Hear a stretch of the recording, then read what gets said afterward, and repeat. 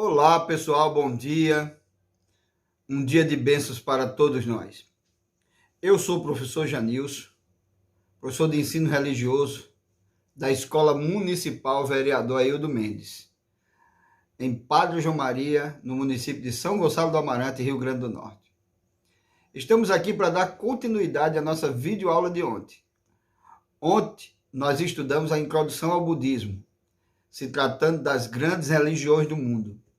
Hoje, nós vamos dar continuidade à aula 2 sobre budismo, tratando do seu fundador, Siddhartha Gautama, o Buda. De príncipe a um mendigo e mensageiro, levando seus pensamentos, suas ideias e seus ensinamentos.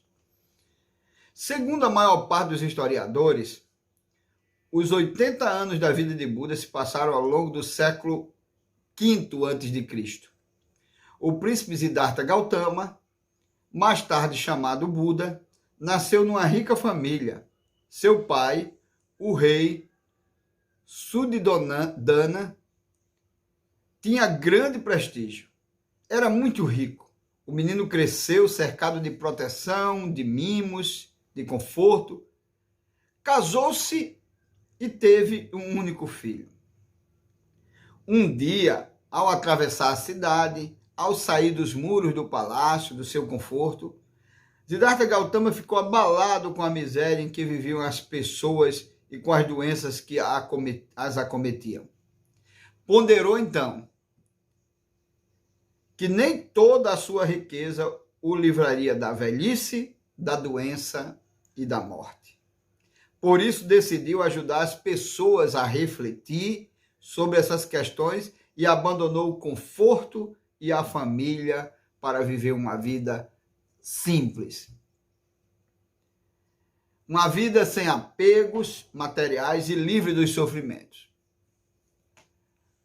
Gautama comunicou ao pai a sua decisão, mas o rei não concordou e ordenou aos guardas que cercassem o palácio. Porém, isso não o deteve. Numa noite, pegou seu cavalo, enganou os guardas e fugiu. Foi viver uma vida simples no meio da floresta. Lá encontrou monges brahmanes da religião hindu e, sob a orientação deles, tentou chegar à libertação dos sofrimentos. Mas depois deixou para tentar sozinho a iluminação e tornar-se um Buda, que significa iluminado. Certa vez, Gautama dormiu e sonhou que se tornaria naquele mesmo dia um Buda, o iluminado.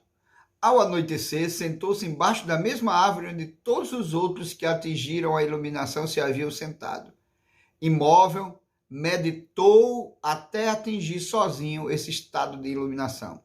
Um despertar, uma consciência plena da verdade. Siddhartha Gautama havia finalmente se tornado um Buda, que significa o iluminado.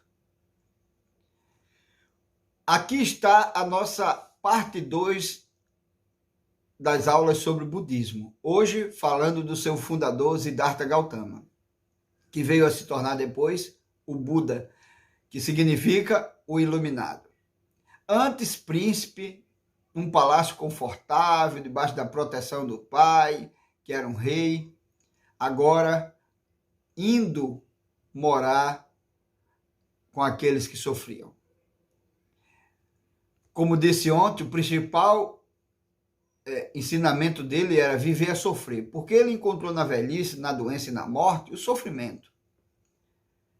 E para se livrar do sofrimento, só ficando iluminado, sabe? Debaixo de muita meditação. Lá na floresta onde ele fugiu para se esconder daqueles soldados do seu pai que queriam lhe capturar, ele encontrou monges brahmanes, que são monges da religião hinduísta ou do hinduísmo.